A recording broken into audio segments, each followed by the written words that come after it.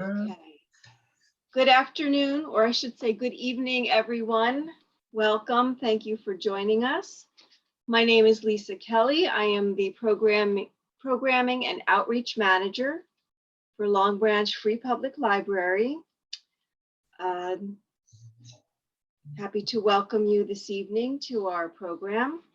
Just a few remarks I'd like to make before we begin with our civil engagement program tonight. The library is open. We will be reopening fully our community floor for meetings and programs and trainings for the library community and for our partners and anyone in the community who needs meeting space beginning in August. So please reach out to us. You can reach out to me or call the main phone number of the library, and we'll connect you for the right person to give you the information that you need. We are in full swing with our summer reading and our summer programs. So please check our website and our social media, Facebook, Twitter, and Instagram to see what's going on and follow our events. And we also have a wonderful newsletter that goes out at the beginning of the month. Our August newsletter was just sent out today. If you'd like to sign up, please visit our website, and on the front page, you'll find the link, and that is at www.longbranchlib.org. So you can stay on top and never miss any of our wonderful events or services that we offer. So I would like to welcome Ed Johnson tonight. He's going to present our program on civil engagement, creating inclusive and equitable civic engagement in the community, which is a mouthful. Our program will discuss how society views and defines the practice of civic engagement and our role as community members for keeping it civil and why we should become engaged in the first place. So Ed Johnson, welcome. Ed is the Mayor Emeritus of Asbury Park. He also served his home community as a councilman and chairman of the Urban Enterprise Zone. And currently, Ed is the Senior Executive Officer of Community Engagement and the Executive Director of Governmental Affairs and Community Relations at Brookdale Community College. He's an adjunct faculty in political science teaching at Rutgers. And as a political scientist, he has specialized in American government, law and society, and urban studies.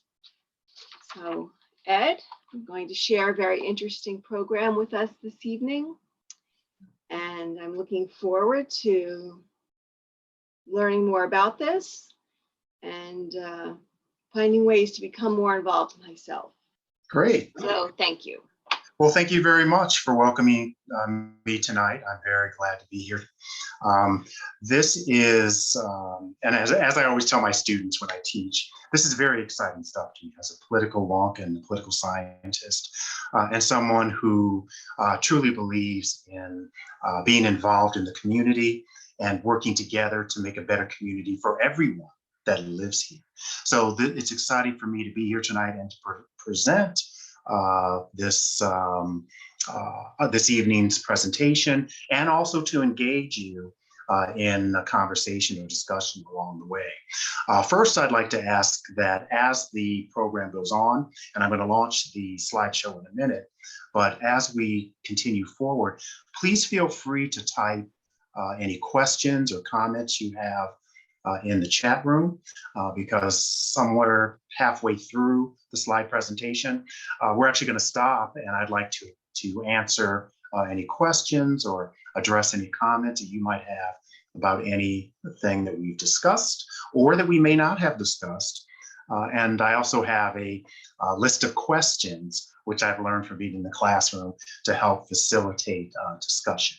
So with that, I'm going to go ahead and I'm going to share my presentation. And as my students will tell you, I always start this way with getting it going, and there we go. So as I said, welcome. Our topic tonight is civil engagement. And I played on those words, civic engagement versus civil engagement.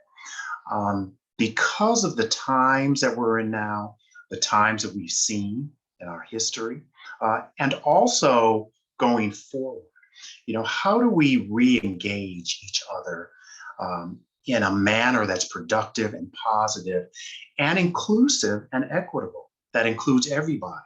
So what we're going to do is talk about, I've laid out tonight some of the mechanics of civic engagement, to talk about a little bit about the history of it, the influences that help to form the playing field, or our playground, as I'm going to call it tonight, what we're talking about, our communities, the agreement that was forged for us by others that we still find in force today, and that we form our lives and communities and governments, nations, and a global system around.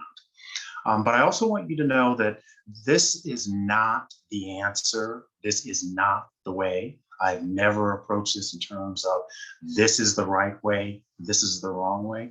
These are observations based on my 30 plus years of being in the classroom, being involved in the community as a citizen, and as a community advocate, as an educator, as a political scientist, and as a community leader, as a city councilman and mayor.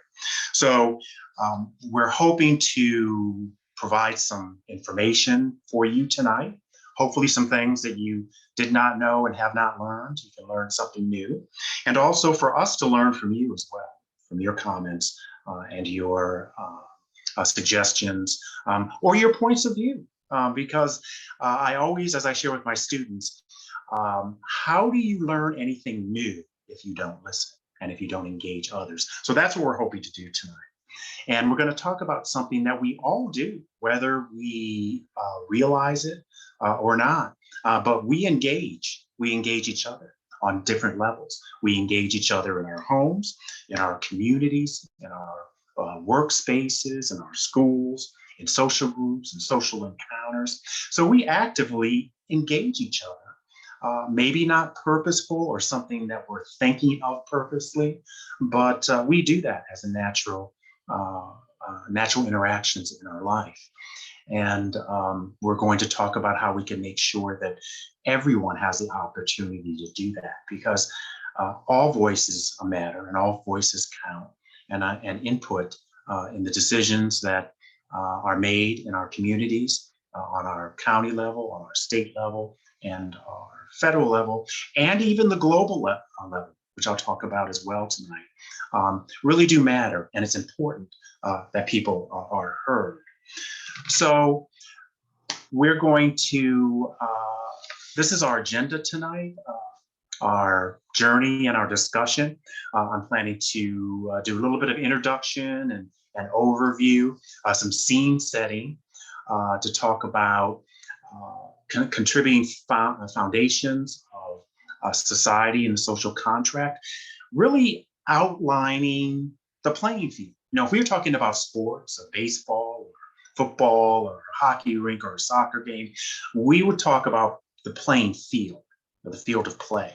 Where, when we talk about civic engagement, is our field of play. So we're going to talk about how that was framed and the influences from many years ago, over 2 centuries and millenniums, that have held to today. So we're going to talk about some of the influences and the contributing foundations to society and the social contract, which is a very interesting theory. We're going to talk a little bit about what is civic engagement. We talk about civic engagement, we need to be engaged, we need to be involved. But really, what is civic engagement and what does it entail? How is it done? What are the different levels that it's done or completed at? How you can be involved. We're going to talk about decisions and actions, diversity, inclusion, and equity. How do we make sure that the process itself is inclusive and provides the opportunity for all of us to be involved?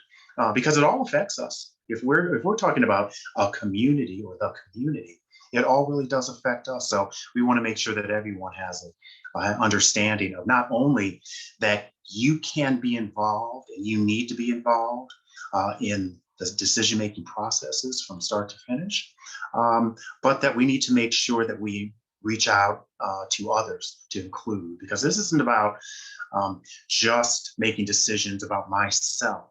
It is about making the best decision that serves our community and serves the members of the community and makes us a stronger and a better place. Because that's the only way we're all going to be able to live happy and productive lives and be active members of the community.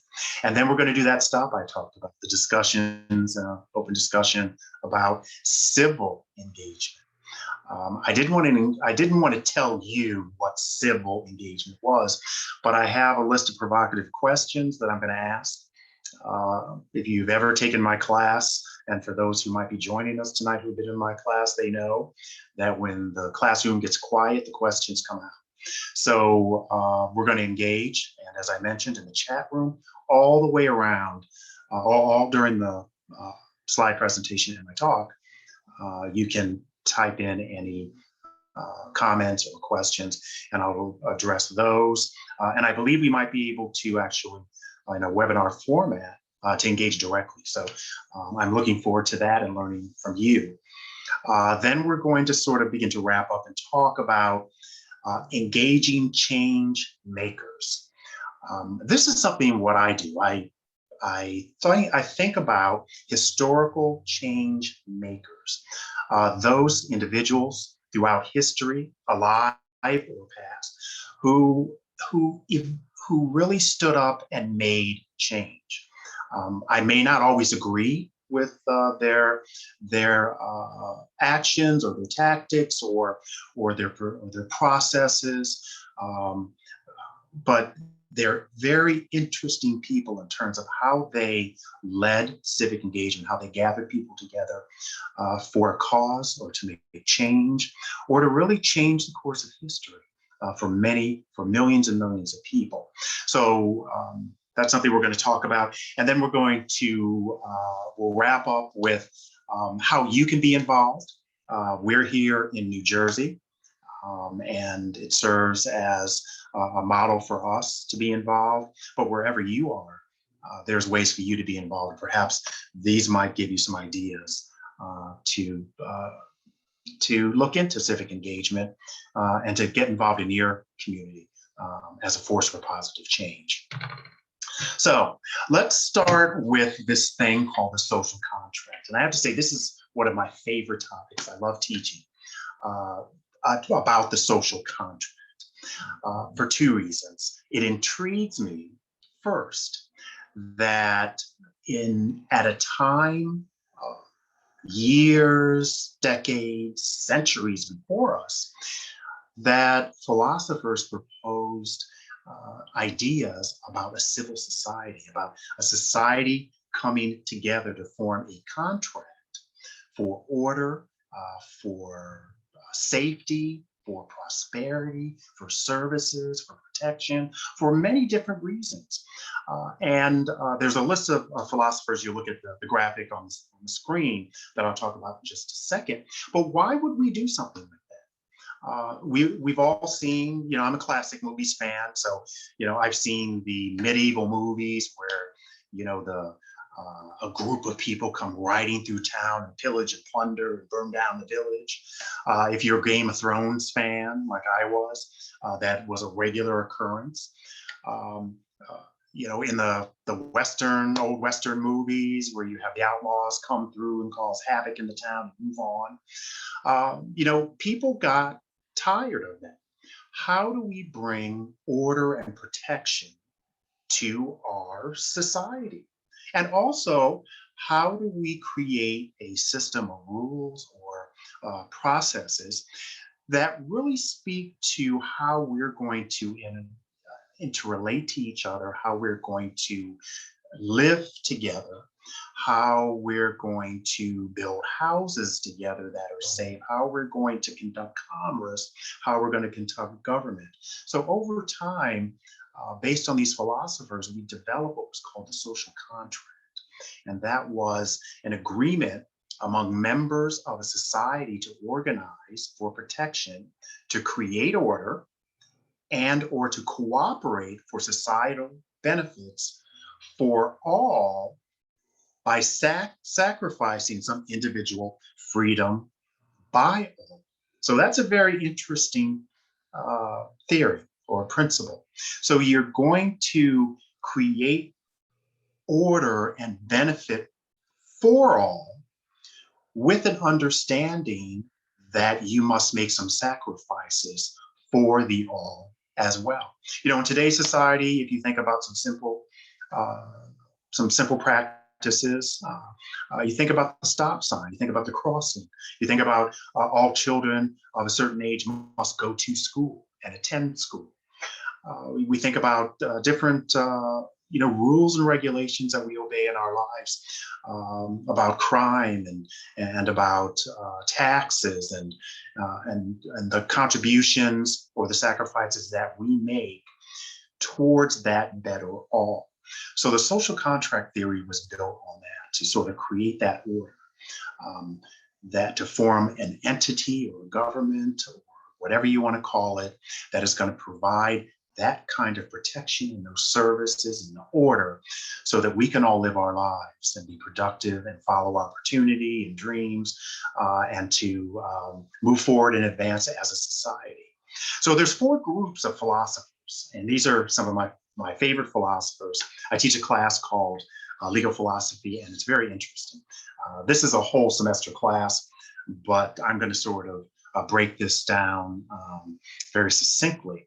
So please forgive me and please understand that we're going to look at these in 36,000 feet rather than drilling down like a class into each one of these, because we could do that and we could spend 15 weeks doing that. So at the top, and I group them based on what I have identified as their contributions. I'm going to refer back to the words I said, my observations. So based on my observations, I group them into these different areas in terms of their contribution to this civic agreement, to this social contract that was made to form an orderly society. At the top, you have some famous philosophers, some Greek philosophers, Socrates, Plato, and Aristotle. And they discussed and focused on the city-state, the relationship, the role and the relationships between citizens and the state, the responsibilities and the benefits for each other. What is that relationship? What was the role of the state? And what was the role of the citizens to obey or to live within the order that was the state? And we're talking the 5th or 4th century BC. So we're in 2021 right now. If we count back 2021 years, we get to 0. Now go 5 to 4 centuries past that point before the birth of Christ, and you have this, and you have Socrates and Plato and Aristotle, and Plato's famous work, The Republic, talked about some of these issues. So they contributed those ideas of what is the role of the state and the citizen and the relationship between that.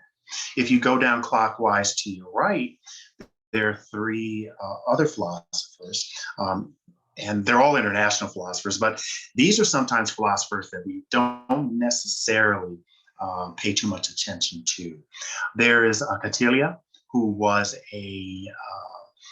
I would say one of the original politicians in the Near East, where he focused on the practice of the ruler. Catilia was very well known for his skill in the operations of government and politics and the cunning of politics. I think that as I watch Game of Thrones, I would think of Catilia like governmental official who would have the ability to expertly exercise those levers of policy in favor and against enemies as well. So Catilia, Ibn Khaldun, who was one of the most renowned Arab philosophers between Morocco and Spain. And he talked about the human condition. And all of these philosophers I grouped together, and those who talk about the human condition in the 3rd and 2nd century BC, before Christ. Catilia and was in 3rd and 2nd century. In the 14th century was Ibn Khaldun, and in the 15th and 16th century were Machiavelli. The 3 of them focused on a common theme of the human condition within the state or the city. The strength of the city, the strength of the nation depended on the well-being of its citizens, the living conditions of the citizens, economic prosperity and opportunity of the citizens. So these 3 philosophers focused on the human condition as being an important part of that civic contract, civic agreement. Then if you go down to the bottom, you have Hobbes, Thomas Hobbes, John Locke, and Jean-Jacques Rousseau, who began to formulate those words that we see at the top of the screen, the social contract, that society, or man at the time, decided to form together to create that orderly society or community, to avoid all of those difficulties, to avoid food insecurity, to avoid the lack of housing, to avoid a lot of the common defense and a lot of all of these other issues that really plague the independent communities, or the independent individuals that were living outside of the community. If we join together, the old African proverb says that sticks that are bundled together cannot be broken. Well, in the social contract, they foresaw that we are stronger together, and they proposed that theory of the social contract itself, which finally coming up to 9 o'clock at the on this graphic, you have Thomas Jefferson, who is one of the primary authors of the Declaration of Independence, and our founders, who wrote a constitution which is enforced today. They declared really one of the first major declarations of independence of a colony to break away from the monarch and to form its own country.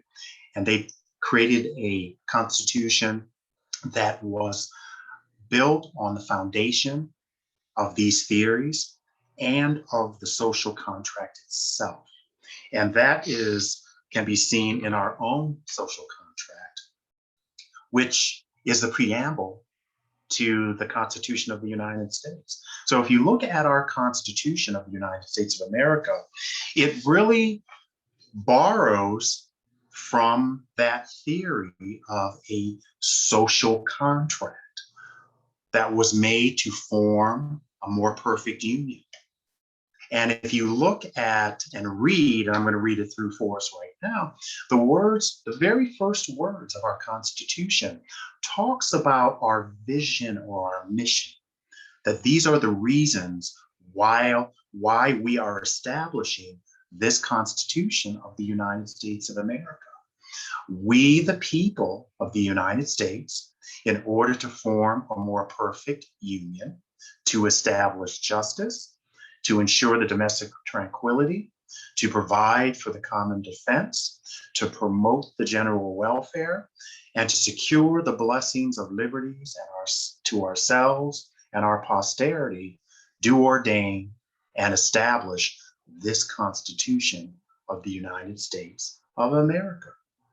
So when you think about it, this is the social contract that was established for us by these 13 free and independent states that joined together to form the United States of America. They set these causes, these reasons as to why we are forming this governance document of the law, the highest law in the land, as the parameters and the foundation of the society in which we're going to engage. So was this a end-all statement? I don't know. Was this a vision? Did they foresee a journey? Did they see this as a goal to work towards? Sometimes I teach American national government, and we have a class conversation about, do you think they knew that we're, what, 245 years old? This 4th of July, we celebrated the 245th year of the Declaration of Independence, of declaring ourselves independent from Great Britain. Do you think they really drew from that civic contract to form our social contract, to know that this is the reason why we're going to live together under this governance document, and this is our contract? And one more question I always raise for our classes is, and to play the devil's advocate, I didn't sign this contract. Am I bound by this contract? Are you bound by this contract? Are we bound by this contract? A very interesting point for conversation. And just as, since I'm a political science major and an adjunct instructor, I'd be remiss if I didn't talk a little bit about the Constitution of the United States, which is 232 years old, ratified in 1789. As we know, that the Constitution, the original Constitution, was 7 articles, and there was a great compromise which brought passage for the original 7 articles of the Constitution, as long as within 1 year of its ratification, passage and ratification, they began work on what they called the Bill of Rights, the first 10 amendments to the Constitution, which were proposed and ratified in 1791. And then since that time, from 1795 to 1992, that was the time, the very last amendment to the Constitution was passed, and that deals with congressional pay raise. That Congress has the right to give itself a pay raise, but they cannot get the pay raise until they stand for election, so that the people can say yay or nay. And they can return for that pay raise. And that last amendment was actually one of the original 12 amendments that was passed, that were considered by the United States Congress, but 2 of them were rejected. This one was passed and put into place in 1992, and there's still one out there that deals with apportionment among states and voting, which was never passed, and is one of the first 12 amendments that was proposed to the Constitution, but it was rejected. So that's a fun fact for history for you. So, what is civil engagement? Civic engagement, I should say. We'll get to the civic. It's something that we all talk about. It's very important. It's very important to be involved. Civic engagement in your community. It's important to have your voice heard. I searched for a word cloud. I typed in a couple of words, civic engagement, and this is what that came out, as well as some of the pictures that you see that I posted here to represent, from my perspective, different examples of civic engagement. If you start over to the right hand, you see the group of individuals creating a community playground. Is that civic engagement? Our kids need a safe place to play. Is that civic engagement? Going down clockwise, you see a list of the strategic development goals of the United Nations, 17 of them that the United Nations has proposed worldwide, that deal with everything from quality of education to clean water and sanitations and solutions, to climate actions, to migration, a variety. There's 17 goals that they have proposed that countries around the world engage each other to discuss best practices. Not that there is one answer to them and therefore we must implement that everywhere, but what are you doing in your community and what works with clean water or the safety of children and women? What are you doing in your community that we can learn from the best practices? What are basic levels of protection that we can all have all together so that you know that the drinking water and sanitation is of the same standard so that we don't have disease break out or we don't have poison water everywhere. So these are goals that the different mayors and different countries are engaging each other on a global basis. So we have community, we have global. If you continue around, you see a police officer with citizens at our National Night Out.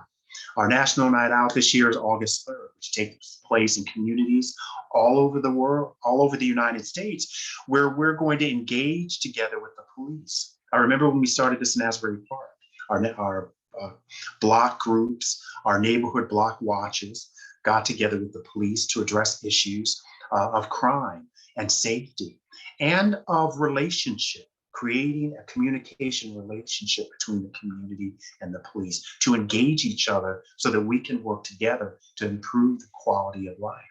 Is that civic engagement? If you go up to the top, you see a woman at the agenda item 12 at the citizens' comments at a meeting, supposing that's a city council meeting, is having your voice heard, citizen input. That's a form of civic engagement. Just being heard. You're going to make a decision, but I think it's important you hear what I feel about this, my input. You might not take my idea, but at least I have been heard. So that's a form of civic engagement. The street crossings. We've seen this over the past couple of years take hold here at the Jersey Shore. I remember as mayor of Asbury Park when we signed the legislation for safe crosswalks, that when you see a pedestrian in a crosswalk, you stop your car to allow them to cross the street. We place them in school zones first, and then we replace them in pedestrian zones around the city, because citizens engaged and came to us and said, look, this is something that we're concerned about and we need. That was citizen engagement. And then finally, in your bottom left-hand corner, you have a food bank during the pandemic. This is using social distancing. The citizens and local organization continue to work together to address the challenges of food insecurity, concern for the members of our community to make sure that everybody was eating and everyone had access to fresh vegetables and to the food and nutrition that they needed, because these were tough times. And even out before the pandemic and afterwards, these will continue because the pandemic was not a tidal wave. This morning, I had the opportunity to talk with a group of leaders at a local public school system at their retreat. And one of the conversation topics we talked about was that the pandemic wasn't a tidal wave as we expected to wash everything away. It actually was a receding tide. If you live by a body of water, a lake, the tide and the ocean, the tide goes out or the ocean recedes, and then you get to see the surf. You get to see all of those things that lay there on the bottom. Think about that in terms of society. This pandemic receded and we got to see what was there. We got to see there was food insecurity. There was housing insecurity. There was health insecurity. We got to see many of the societal problems that already existed. They were just beneath the surface. So these are all forms of civic engagement. And in a moment, we're gonna look at three different definitions that I chose after going through quite a few. I spent a weekend Googling different definitions, looking at different groups, and I chose three that sort of had shared some commonalities. There were some common themes. But before we leave this page, I want to just talk a little bit about some of the words in the middle that you see. At the bottom, we're going to talk about engagement and inclusiveness, because if you look at these pictures, it's a representative. You see a very representative groups being involved in community engagement and in providing that inclusivity and equity, and being able to engage. And it's important that we make sure that those avenues are open.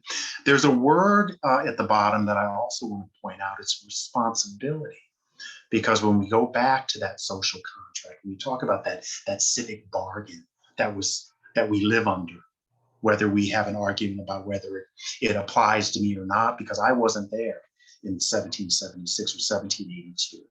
I did not agree to that social contract, but it still applies to me because that document, that social contract, the preamble to the Constitution that we talked about, provides certain rights that I embrace and that I insist upon. But the document speaks beyond rights. It speaks about responsibilities as well, because with rights comes responsibilities, and it is a two-way street. So I included responsibility in those as well, and a couple others that I just wanted to point out. Does engagement, is it a reflective of our values? Being engaged, or what we're engaged about. If we look back at our preamble to the Constitution, are those our values? Are those our goals or our values? And is that what we need to engage about? To create order, to bring a more perfect union, to establish justice, to promote the general welfare and provide for the common defense. Are those the values that we are engaging about? And then, of course, our basic system of work, democracy, and government form our system, our system of government that we live under, that we established, and that we embrace today, does provide processes and systems which allow us to be involved and to be engaged and to engage each other very much. So before we get to the definition, one thing that I wanted to talk about, this is an exercise I always do in my class, which I find very interesting. When we talk about civic engagement, are we talking about politics, or are we talking about engagement? Very interesting question to ask. And when we study government, I'll use two of my classes that I use this example in my American National Government class and my state and local government class, where we're studying government on two different levels, state and local and American National Government. And we'll sometimes get into conversations about the politics of the structure and the politics of the powers and the politics, but sometimes I want to separate that for conversational purposes. And I use this example, the cell phone, which we all have. So, we have the equipment of the cell phone, which I say is the structure of the government, or the structure of the engagement. And then over to the right, and I'm not promoting any specific brand. I tried my hardest to find the most and the best that I could. But when we look to the right, consider that the politics, the system that you choose to run the equipment. You may choose one of those this time to run the equipment, the government. Then you may switch and change your provider to someone else to run the equipment or the government. So while we can apply that to our study of the structures of government on our city, state, and local areas, and in our national government in those classes, can we do the same thing when we talk about engagement? Is that even possible? Is engagement free of politics? Or does our engagement sometimes depend on politics, or is it infused with politics? And the two can't necessarily be separated. That's a question and a conversation that we're going to have as we move forward. So, civic engagement, definitions. As I mentioned earlier, I Googled and I did something. I have actually, and I believe it's my father's dictionary that I have from the home when I went to college, the old Webster's Dictionary. Those of you who weren't around before the electronic age, it's this book that used to look up words. I even use that to look up different words and try to pick some commonalities between definitions. So I chose one from APA, the American Psychology Association. That was a very interesting read and research. Another one is from thoughtco.org, which you might want to check out. And there's a resource page at the end of this to show you all of the different resources that I used and that I reached out to. As I put this together. And then Simply Stakeholders, which is a group that talks about and provides resources for groups and individuals and ideas to get involved in civic engagement. So I wanted to choose three, and then I wanted to sort of compare, the commonalities between them. So the first one with APA, the definition of civic engagement, an individual and collective actions designed to identify and address issues of public concern. The second, thought.com, individuals, there's that word again, who become involved in their community. Is that the same as collective actions? To make a positive difference, and I added in red here, I decided to add to this, in their life and the lives of fellow citizens. So, and before I go there, I want to get to the third one. From Simply Stakeholders. Stakeholder engagement that focuses on participation in either political activities. Didn't I just get done telling you that there's a separation between politics and engagement, or maybe not? Community activities, or both. So this one suggests that there's some kind, it's intertwined or connected. So as I thought through each one and read these for a couple of days and jotted down some notes, I wanted to look at the commonalities of these definitions. So individuals, you and I decide we need to get involved in something, we need to engage for something for some reason. We'll talk about the different reasons that people get involved in a minute. Or a group, or we come together as individuals to form groups. So each of these talk about a group participation, to be involved. So individuals and groups can come together for involvement. And the fourth one I added just this evening after my day today, to gain information. And I'll explain that one in a minute. To network build, because if you're coming together as a group to do civic engagement, you're building a network. And I'm going to talk about my change makers in a minute who did just that. For action or for change. We have one, the very top one talks about to identify. So you're getting information to identify and address issues of public concern to all, to individuals and to groups. You're getting involved, getting information.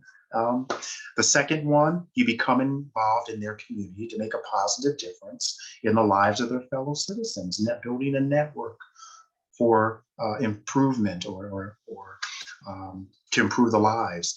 And then the third one, stakeholder engagement, which is that a network that focuses on participation in either political activities or community activities, or both, action or change. So you might find different definitions. When I teach my class, what I do is every time I teach a class, the civic engagement class, I try to create my own personal definition, and I assign the students the same thing, is to look at different sources and pick from those sources. And I want you to take some of those ideas, giving credit to where credit is due, but using that as a resource to build your own definition of what community engagement is. And every time I do that, it changes because I try to include the commonalities, but I look at different ideas and I seem to come up with different and newer ideas and definitions of what civic engagement entails. And I would ask and challenge everyone here to do the same as well, because it's an ever-changing definition, especially as we move forward with new technologies and new approaches and new situations. So the pathways to civic engagement, how do you get involved in civic engagement? What are the different ways to engage? There's activism, and I made notes here on my notes that I am looking at as I'm talking with you right now. And I decided that as I talked about each one, I went down the list and I said, which one involves politics? As I told you, we're trying to separate the equipment from the operating system. And the more and more I talk about this, it seems like the operating system and the equipment are interconnected and somewhat difficult to separate. So through activism, through electoral participation for voting. So I have a friend of mine who says, I'm civically engaged, I vote. That's what I do. I vote every time. That's his level of civic engagement. Advocacy for a certain cause or for item or for concern or for position. Does that involve politics? Individual volunteerism. We have groups throughout our community that work. We have 3 lakes. We have our lake commissions and our environmental tree commission. We have our recreation commission. We have just different types of avenues that individuals will come out and say, I want to be involved in this. And so individual volunteerism, whether it's the food bank or somewhere else, they just want to be a part. There's community involvement when the community comes together for something. We've had community days. On August 3rd, our community is going to come together for our National Night Out. And we're going to join with our police officers to support them. And we're also going to support better communications and how can we work together to solve some of the issues and some of the problems that we're facing today. We're going to engage each other and talk about it because we've done this for years. And we have a lot that still needs to be done. But we're going to come together as a community and involve ourselves and engage on that specific item. And it's just not that one item, there's several. So please don't take my examples as the one and the all, because they're definitely not. And then there's leadership positions in the community. Having been a chairman of the Urban Enterprise Zone, having been a council member, having been the mayor, being involved on the global level and our state level, being in charge of governmental affairs, community relations for our local community college. There's leadership positions that are also pathways. There's many, many more that that you can take. And I chose a graphic to show. It looks more like one of the games we used to play, but there's many different pathways that you can take to be involved in community engagement, and you never know where you're going to end up. Now, that's why I like this graphic, because you see people talking, you see people moving, you see people involved, but you could end up on any one of those paths. And I'll share a story with you about how I got civically involved here in Asbury Park. When we moved here, my partner and I moved here in the late 90s. We used to come down to the beach, and I used to come here during high school. But we bought a house here in Asbury Park, and we were so excited that very first summer when we invited our friends to come down for the 4th of July because we were going to see fireworks at the Jersey Shore, at the beach. I was so excited about that. We had a great day. We went to the beach. We came home. We rushed the barbecue. We all rushed down at dusk to go to the boardwalk. And this was in the late 90s. So there was probably 100 people gathered on the boardwalk. You know the story of Asbury Park. And we waited and we waited and we waited, and there were no fireworks. So we could see the fireworks up the shore, we could see the fireworks down the shore, we could see them everywhere but in our town. So I asked the police officer, when were the fireworks going to start? And his response was, there are no fireworks here in Asbury Park. And when I asked why, he said, you got to go to the city council meeting. I think it's next week. And they're the ones that make that decision. So I attended that city council meeting, and I stood up the microphone as a citizen, a concerned citizen, and I asked the city council why there were no fireworks in Asbury Park. And the reply I received from one of the city council members was because we thought people might want to go to a better community to enjoy their fireworks. So here I am, a homeowner, taxpayer, citizen in the city by the sea in Asbury Park, and I'm being told by one of our office holders that you might want to go to a better place than where we live, to enjoy your holiday. And you're talking to a political science major, so 4th of July and fireworks are two things that I find very inseparable. And so that was my spark. I had no idea that taking the path down to that boardwalk, then coming back and going to our city council meeting and raising that issue would lead me to where it led. They put me on a committee, and next thing I knew, I was mayor of the city. So pathways are purposeful. Sometimes pathways are accidental. Sometimes you get involved. With civic engagement, there's not always a grand plan. Sometimes there is. I have a student he's gonna be president of the United States. That's his plan. He's 21 years old. So I said, go for it. But there are many different pathways to be involved, and that's what I wanted to focus on tonight. If there's no other message that I get tonight, I wanted to focus on that message, that it was important to be involved in civic engagement. There's many different pathways, and you never know where you're going to end up or be involved. But if you keep that focus of we can make this a better place for everyone, and we include everyone in this, then that civic engagement is well worth it. So why or why not? Sometimes I feel, again, I make this comment all too often when individuals always ask me, so what's your next step? What are you going to run for next? I was in office for 15 years. I served for 15 years here in Asbury Park. And to me, that was enough because I had other things. I had other plans to do. I'm an educator. I like being in the classroom. I like doing webinars, just like we're doing right now. I like engaging people and being involved in the community. And so I felt my time was up. And I always tell them I feel so lucky because when I started with my engagement and being involved, there was no social media. There was no Facebook. There was barely an internet. The only thing I worried about was the front page of a printed newspaper. That was it.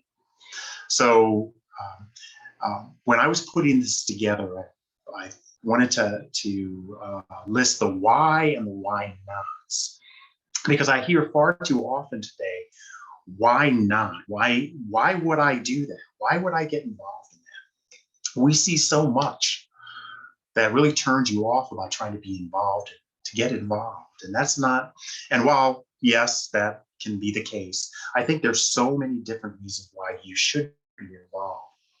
So I wanted to make the why and why nots as I researched why certain organizations or certain individuals I talked to, and I collected this list together. So why people become involved. They become involved because of concerns, individual or community, like fireworks, like myself.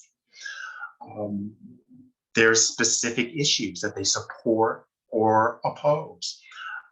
Here in Jersey, over the past several months and years, we've had this debate about both medical and recreational marijuana. And a lot of people have engaged and been involved in that, either support or oppose. That's just an example. There's different issues that you might support or oppose. Tradition. I come from a family that has civic engagement running through its through our veins. Our parents were very much involved in campus issues at Syracuse University during, if you look up the period of unrest, of campus unrest during the Vietnam War and civil rights, our parents were very much involved in the issues that affected our community where we were, and to watch them be involved and to watch them care.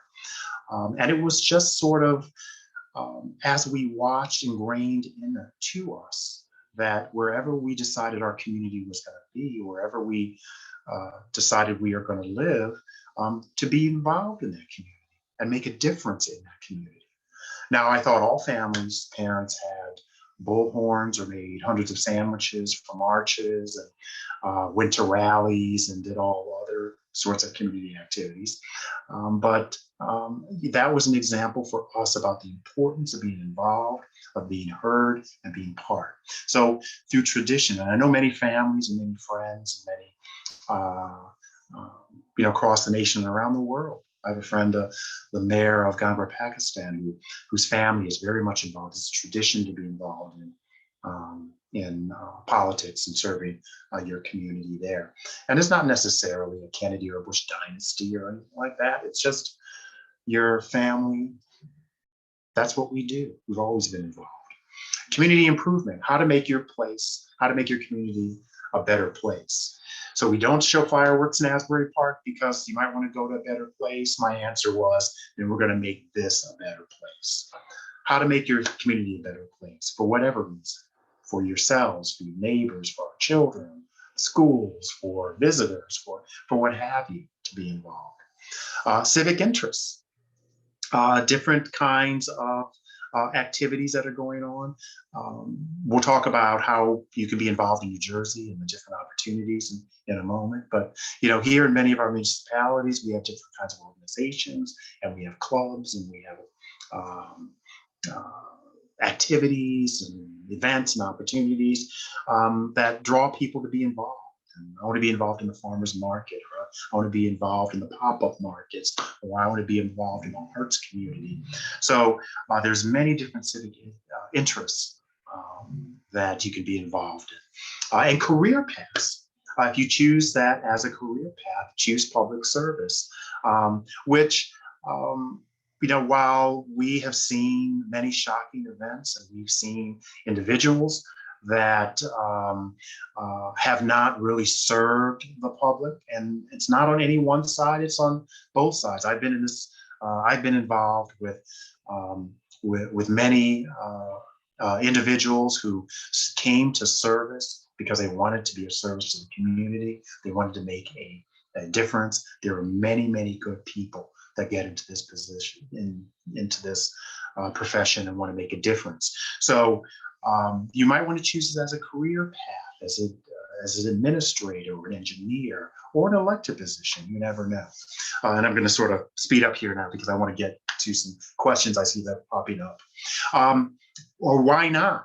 Some people they're concerned about being involved. As I mentioned before, when you see sometimes what's going on in terms of how sometimes it seems like we're just at each other all the time.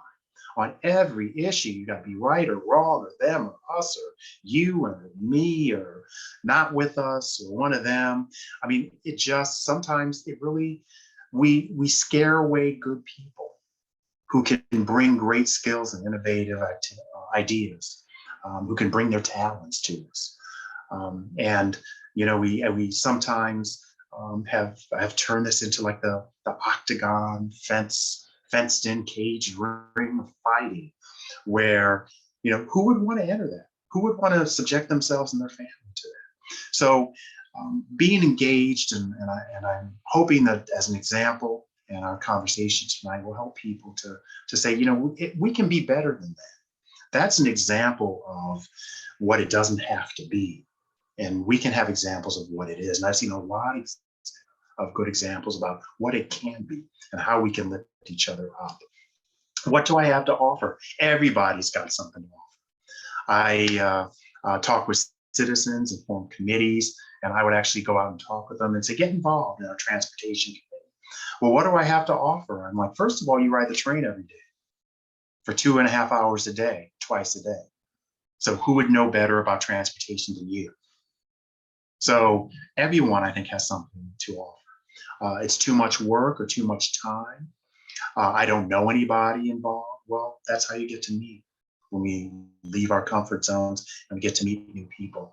The amazing amount of people that I've met this morning, as I was a guest speaker at a local public school system leadership retreat, I met quite a few more people. I walked in knowing some people, and I left knowing many, many more. And exchanged cards and we're gonna contact each other to see how we might be able to work together to create more opportunities for our students.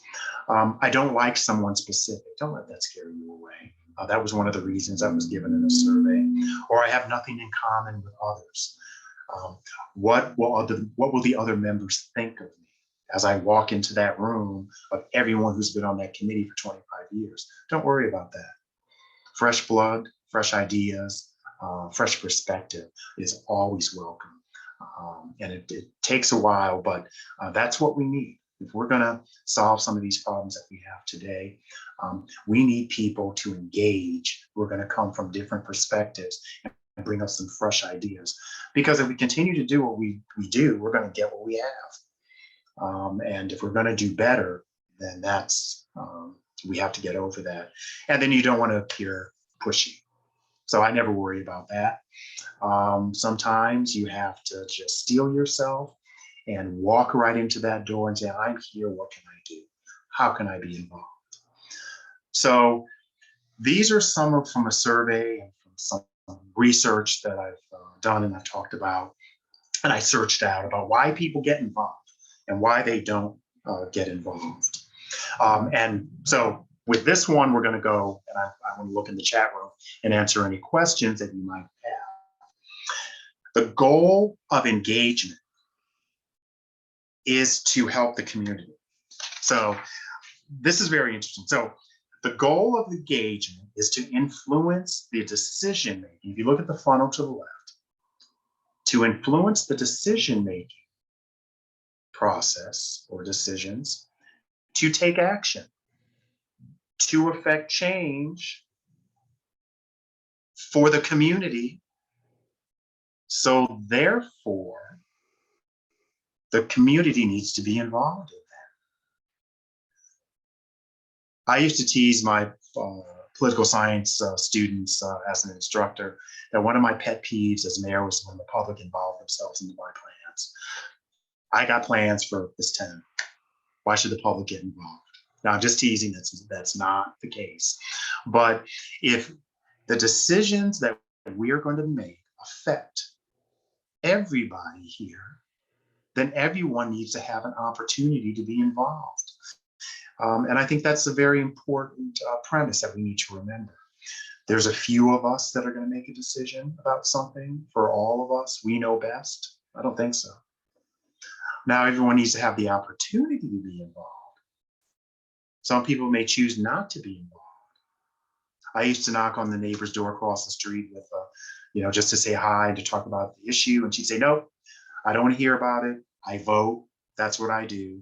That's it. So when the election comes, come back and let me know. But that's all I do. I don't want to be involved in anything else. Well, that was her right. And then there's others that want to be involved and want to be part of the decision that's going to affect them. But I think that this cycle, if we're going to make and we're going to influence and we're going to influence the decisions and the actions to affect change, effect change that affects the community, then there has to be an open avenue for the community to be involved in that process. And that's how we get to diversity, inclusiveness, and equity. The decisions, the actions, and the change, because that's what we're talking about. Decisions or actions that bring about change. And as you saw in our last slide, it affects everyone. I have the honor of working with a new colleague, director of diversity, inclusiveness, and equity at the college. And we had this conversation. It was very interesting. She talked about this one day. And I said, can you let's drill down on this. Can you explain this to me? Because I really want to understand this, and I want to use this as I move forward in classes and as I talk about diversity, inclusiveness, and equity, because that seems to be the three big words, DEI or DIE today. How do we make sure that well, first of all, what are they? And so she explained to me that diversity, think about it this way. We're talking about the decision-making process. Diversity is who gets to be in, who gets invited to be in that room where we're going to talk about this issue. And inclusiveness, or being inclusive, means that the people who are in that room, of those people, who gets to speak or give input, to influence, or to be heard about the issue. And equity are those who get to make the decision. Who is involved in actually making the decision? So you have those who get in the room, those who get to be heard in that room, and then those who get to be part of the decision-making process, who actually get to make the decision. And that's why it's important for on whatever level we are, whether we're at work or whether we're at school or whether we're in the community or whether we're in government, that we try to open up, thinking back at that last slide, that the actions and the decisions that are being made are affecting everyone. And each one of us will call ourselves our community. So when we talk about the community, we need to talk about everyone. As a city councilman, one of my very first meetings, they delivered a redevelopment plan, stacks for me to read by next week. So over the weekend, I flipped through it. It was a redevelopment plan for our Springwood Avenue section of town. I didn't even know it existed. So I was so excited. I read through it, I flipped through it, I got a sense of what this redevelopment plan was. And I decided that over the weekend, I was going to walk over, ride my bike over to the Springwood Avenue neighborhood and go visit some of the businesses and ask them, well, what did they think about the plan, since it was the plan for their neighborhood? And one by one, I'll never forget, I stopped into several churches and the barber shop and the beauty parlor and several stores, some food stores. And one by one, every single person said, what plan? I've never heard of any plan. So how do we make a plan for people who live in a section of town, but they know nothing about it, or they are not in the room, they have not been heard, and they have no part of the decision-making process? I remember going to the very next city council meeting and putting that plan down and saying, I'll tell you what, if anyone shows up in my neighborhood and tells me that I know what you need in your neighborhood, this is our plan for your neighborhood, and I'm not heard, and I'm not a part of that process, and I'm not giving input, and I'm not helping that making a decision, there's going to be some trouble. Because we need to include everyone and make sure, especially those who are being affected by that decision. And then also, as mayor, there are those who would reach out, they'd come to me and they would say, Mayor, we're going to do this festival and everybody's on board. And so I would listen very carefully and I would say to them, who's everybody? Oh, everybody loves it. Well, what did the Haitian, the business owners of the Haitian community have to say about it? And their eyes would get wide. And the Latino community, our business leaders who actually have their businesses on the street that you're going to try to close down on a Saturday for this festival so they won't have any business. How are they with this? Have you reached out to the Black community businesses so that they can be involved in this? And the eyes got wider and wider and wider. And each time they got wider, that told me there was the diversity, the inclusiveness, and the equity. Who is we? The people that you know, or the people who are going to be affected? So that's why this is very important to me. And I think it needs to be important to all of us, because there's not one. I have yet to meet the person who says it is okay for you to make a decision for me without me knowing or without me being part of it. So why would we want to do that to someone else? So when I talk about it, my observations, when I talk about diversity, inclusiveness, and equity, I'm not talking about replacing someone with someone else. I'm not talking about pushing anyone out to make room for others. I'm talking about making room for every single person at the table and being involved in the processes and the decisions that we're going to make, because it affects. I think I'm going to give myself an A for using the words effect and effect. The effects and the consequences on the neighborhood, the community, the city, on the nation, and in our global communities. Involving people in the decision, and especially on our global communities where that's a little bit different than decisions we're going to make in our communities. But even on that level, we're not saying to each other, you got to do this, you got to do that, because this works here, it's got to work for you. This is a standard, and that's it. Sometimes we do, but generally we want to make sure that everyone who is going to be affected by this decision has the right to be part of the decision, and they may choose not to be involved in the decision, but that's their choice to make, and not because they pulled on the door and the door is locked and they are excluded. So this is the point where I have promised that I was going to stop, and I wanted to look at some of the chats in the room and answer any questions that have been asked. We're just a little bit over an hour, so we're still doing good.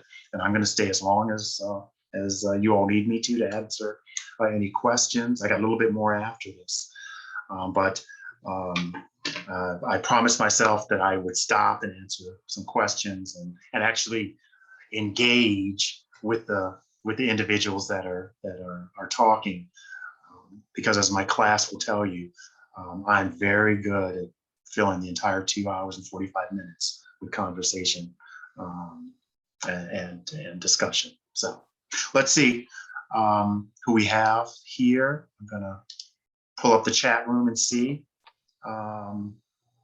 Okay. So I see, I just wanna, okay. And thank you about there's some comments here about the pandemic and the receding tide as being a good analogy. How does civic engagement differ from community engagement? For example, Habitat for Humanity, or running a blood drive, or community clothes closet, or does it? Does civic engagement require government or politics? Generally, there has been a view that, and I do this myself, when someone says, oh, I'm involved in the community, I do community engagement, I'll immediately think of a Habitat for Humanity, since that's the example. And not necessarily I'm doing community engagement with the government. So the government doesn't necessarily need to be involved. It's good to have them as a partner. We have several community groups, and several groups that you've mentioned will reach out to municipalities. And especially now during the pandemic, we have reached out. The civic engagement and the community engagement that's been done from both ends really has helped us out in terms of having those connections already in place to deal with what we're dealing with, and dealing with a lot. I will keep scrolling down. I think the personal concern often leads to political concern once a person decides to pursue engagement. That is true. It can, for advocacy. So if I'm advocating for a specific point of view or a specific policy, then chances are I'm going to either partner with or engage with a governmental official who shares my point of view. We do this in election all the time. We call them platforms, that these are the things that we believe in. These are our issues. And we make those decisions. So sometimes personal concern does lead to political involvement and political concern, and sometimes politics. And as we're going to see in a couple minutes with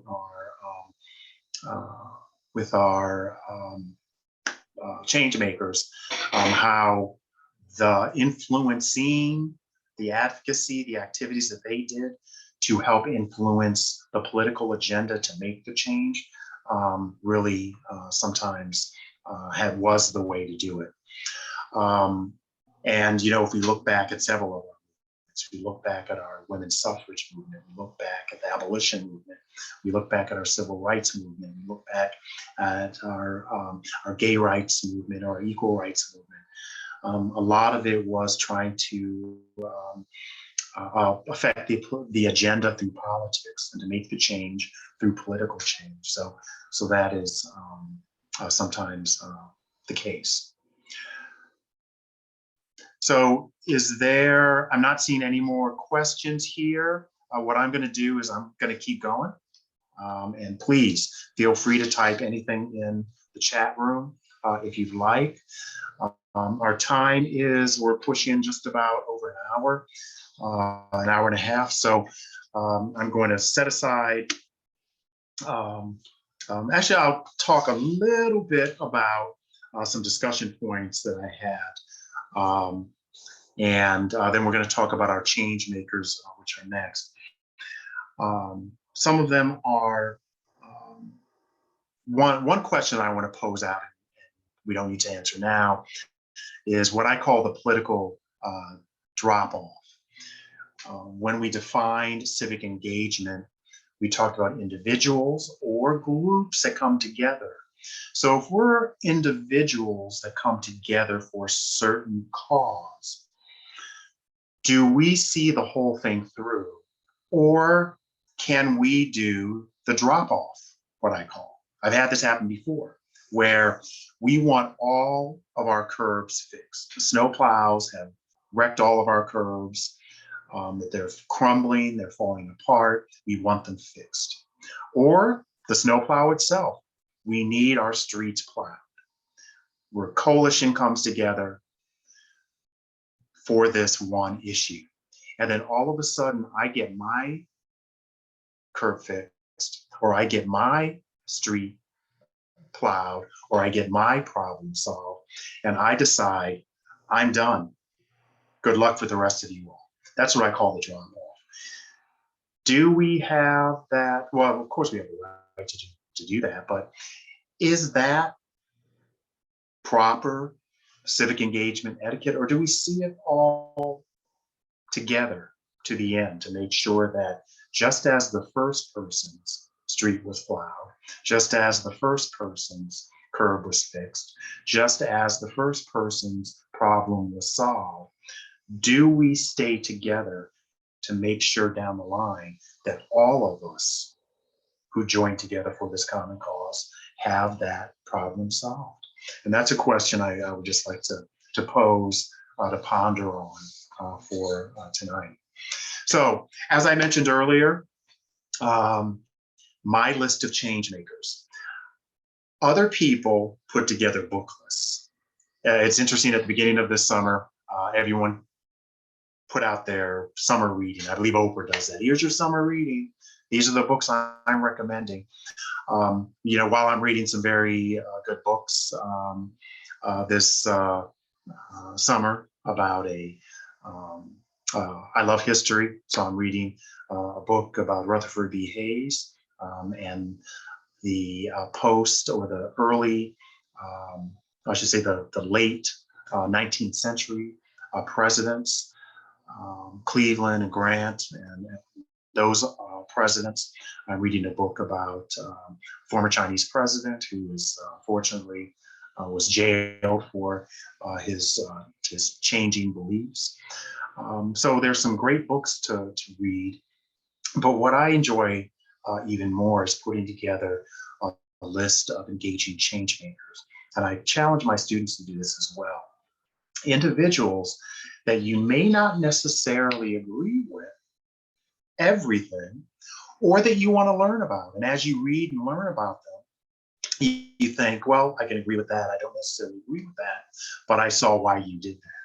So it's not a list of people that I chose because I love these individuals. They're individuals because I was very impressed on what they did, how they evoked change, and how they helped others in growing their community. They did not do that drop off once they got theirs. They held firm to the community. So I chose 3 different groups this time. The first one, or I should say 3 different individuals and one which is a group. The first one you may have heard of, Sal Alinsky, an early 20th. He's called the father of community organizing. From the early 20th century, in the 1930s, he created in Chicago the back of the yards, the meat packing plants, had the area where the workers lived. And there were huge disparities with regard to housing availability and conditions and safe conditions, the conditions of roads, of working conditions, of pay, of health, of just general working conditions and living conditions of the workers who were helping these or working at these plants. So he brought together the reverends, he brought together pastors, rabbis, he brought together the clergy in the area, he brought together the workers, he brought together community activists and organizers, and he joined an organization, a formed organization called the Back of the Yards Neighborhood Council that joined together to address working conditions, housing conditions, living conditions, food conditions, health conditions for this area. And he created a model of community organizing and wrote a book, which I believe was published in 1971, called The 12 Rules for Radicals. It was very interesting. If you get a chance to take a look at them and read them. I read them and as I read them down, I thought, this is very interesting. I'd like to try that one. I don't really see this one. But he set the model for bringing together the different members of the community for a common cause, to improve the lives of the area, to fight for workers, to fight for fair wages, safe working places. So Sal Alinsky was one of the change makers that I have been reading about and researching this past summer in terms of the model that he put together, the strategy for organizing. The muckrakers at the end of the 19th century and the 20th century, the golden door of immigration in the late 1800s, the mid to late 1800s, brought millions of immigrants to the United States, and a lot of them settled on the east side, the lower east side of Manhattan. And the conditions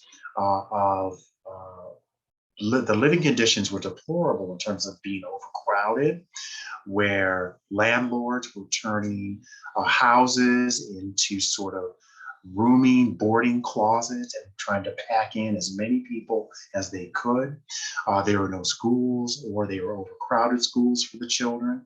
The roads were not paved. There were sanitation issues.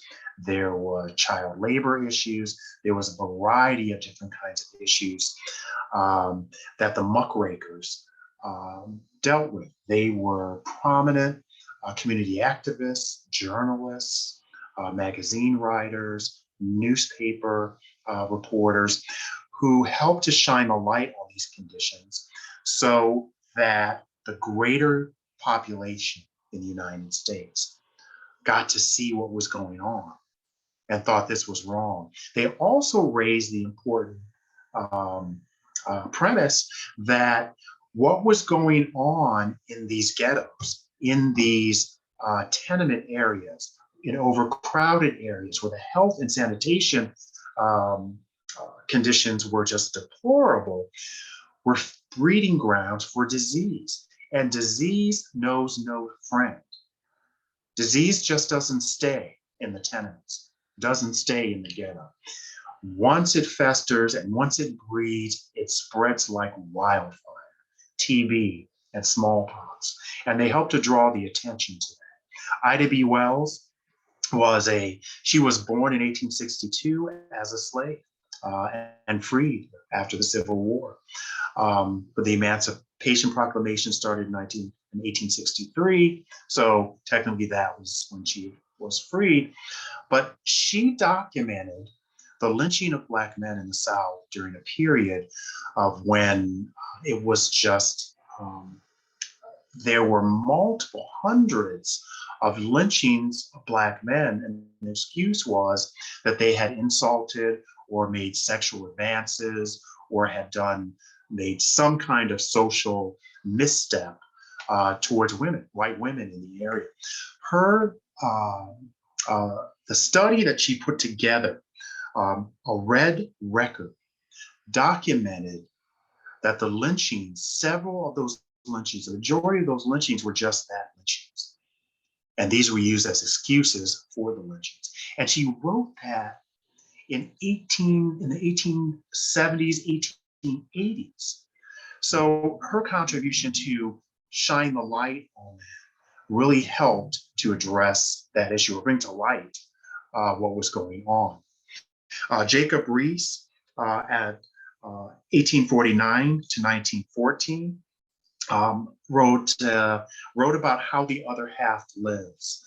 He wrote about the tenement conditions. He wrote about the streets and the plumbing and the sanitation and the lack thereof, and the lack of food and the lack of education for the young children of the immigrants in the Lower East Side of Manhattan. And he helped to shed the light and to bring improvements to those areas, and to involve the city government and the community and the nation itself into addressing the plight of tenements and the conditions that he helped to expose. And Florence Kelley, from 1859 to 1932, she embraced social activism for children. During that time period, child labor, this is what brought about child labor laws. Children working in sweatshops was the norm because everyone had to work for the family to survive. And children were working long hours, dangerous conditions, and were not being given education or health care or the other necessities, locked in factories so they could not get out. And she helped to address those issues. And she's also a co-founder of the NAACP. So you have these three people, and there are many more. The muckrakers were over a period of years, several people that used their talents as journalists, as community advocates, and as through civic engagement to help raise awareness of and address the issues that were facing the human condition, going back to the philosophers that we talked about. And a final change maker who is still alive and well and very active is Dolores Huerta. Dolores was born in New Mexico but grew up in California. She started her career as a school teacher, teaching children of migrant workers. And she started to realize that the condition of the children coming to school, if they came to school without shoes, without clothing, without winter coats, hungry, tired because of their living conditions. And she noticed that she became very aware that you cannot teach children that do not have proper living conditions, that were living in the company camps of their families, the migrant camps, or who were working in the field during the harvest season rather than being in school, who were exhausted, who were hungry, who were sick, were not going to learn at all. So she left the classroom and she began to advocate on behalf of migrant children and migrant farmers. And together with Cesar Chavez, she formed the United Farm Workers Union and organized farm workers, migrant workers, to address the issues of safety in the field and the hours and the working conditions, the conditions in the company camps that they lived in, and then also domestic violence in the camps against women. All three of these individuals in the group, Saul Alinsky, the Muckrakers, and Dolores Huerta, are three of the change makers that I wanted to focus on this summer, and I found very, very interesting. And I recommend, keep your reading lists, and it's great to read some of the new books coming out and to go back and read some of the historical books as well. But when you read about people that really made a difference, made change through civic engagement, and chose that path to make a difference for others, the community. If you think back to the definitions we talked about earlier today, to make that change that affects everyone, that improves the lives of all of us, is a true community engagement, the message that I wanted to get across tonight. So as we wind down, and if I can get this to go. Okay, there we go. As we wind down, I just wanted to talk about, for those of us here in New Jersey, if you're not in New Jersey, you can see where we are. The arrow, I just pointed to my screen like you can see it, the arrow pointing to Monmouth County. This is our, as I started earlier, this is our playing field. This is our sort of social contract area where we live our lives and where we engage each other and we raise our children, and where we hope and dream for opportunities for each other and for a better future for our young people. It's 8.9 million people, the 8th largest economy in the United States. We have 21 counties in New Jersey, including Monmouth County. There's 565 municipalities. Now think about it. For the size of the state of New Jersey, we have 565 municipalities, and we have 600 school districts, even more municipalities. So New Jersey's the land of municipalities and the land of school districts.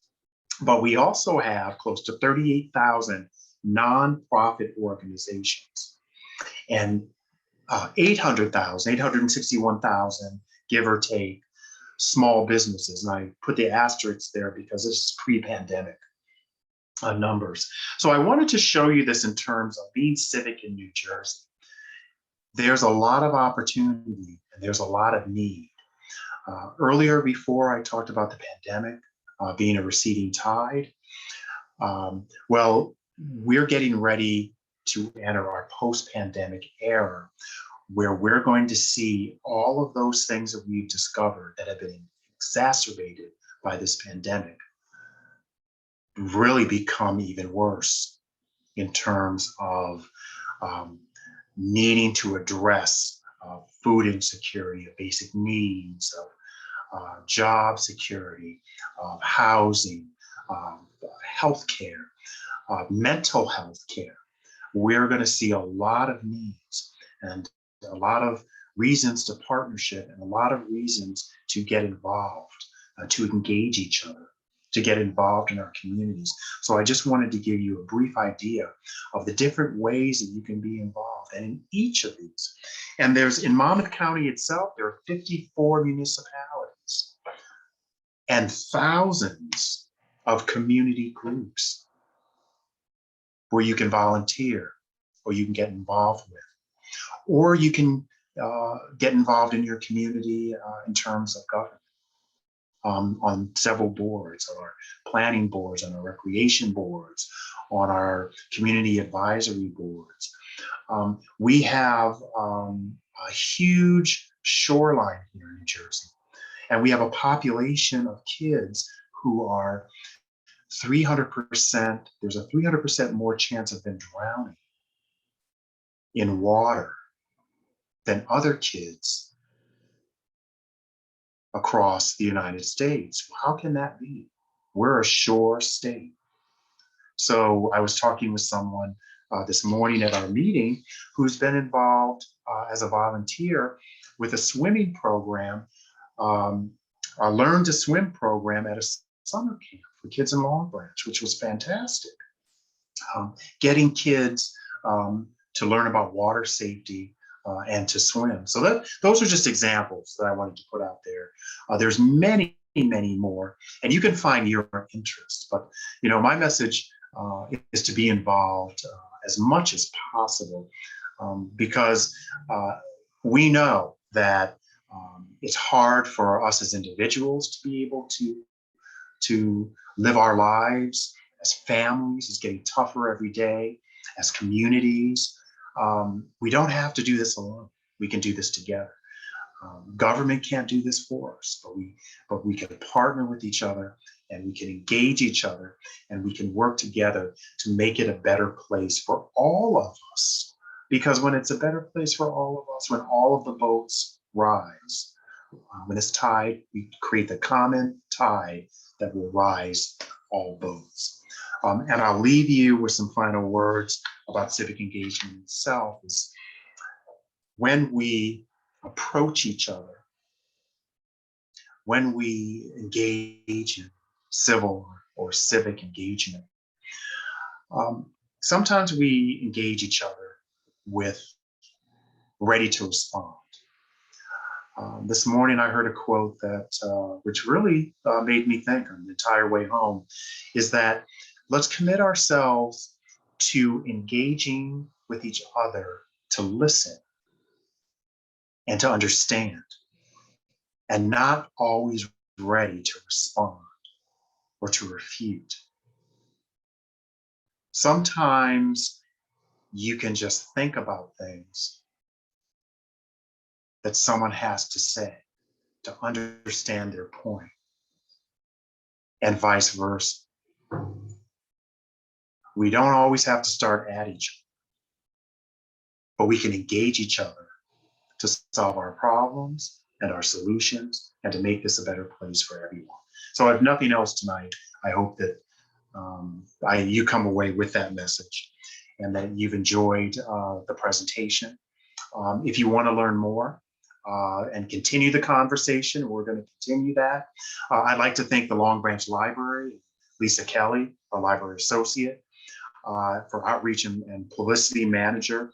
I'd like to thank Tanya Garcia, a fantastic librarian, leader of the Long Branch Free Library, and also a former state library president, who is so committed to making sure that we have open access materials and seminars like this, and resources available to the public. And then also, to give myself a plug, this fall, if you want to continue this conversation, I'm teaching American National Government at Brookdale Community College on Fridays from 2 to 4:45. Now, it's interesting that I am now teaching at that hour, because that is exactly the hour I would not take class when I was in college. Who's going to take Friday from 2 to 4:45? But it's a great time, and I can tell you that we're going to talk about that equipment, and we're going to talk about those operating systems, and we're going to put it together, and we're going to drill deep down into the issues, into the structure, into the history, and into the future. And we're going to lean into some of the issues that we faced in our history, and we're facing today, and we're going to look forward to tomorrow to see what that might bring. So with that, I just wanted to share the resource page, which is available for you as well. I believe the library will have this online for you to access.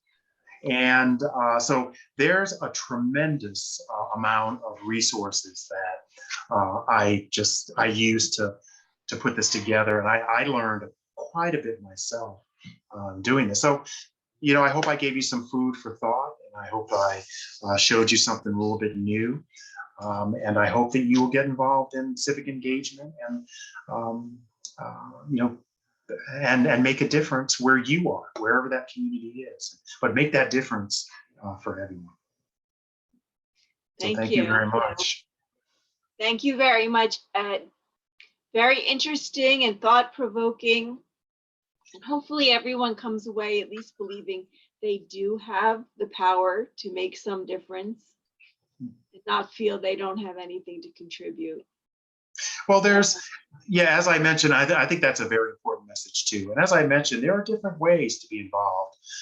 Sometimes when you mention civic engagement, um, and I tell my classes all the time that yes, it's great to be at Abraham Lincoln, and it's great to be at Rosa Parks, and it's great to be at Dolores Huerta, but it's also great to teach the kids in your town how to swim and be safe at the beach. It's also great to teach kids how to read, or adults who have not read, who have not learned to read, to engage books. So it's also great to be our everyday heroes are equally important in that manner. Thank you very much, Ed. Thank you, everyone. And this recording will be available on YouTube in the near future on our channel. So please look for it and share. Thank you. Thank you very much. It's been my pleasure. Bye-bye. Take care.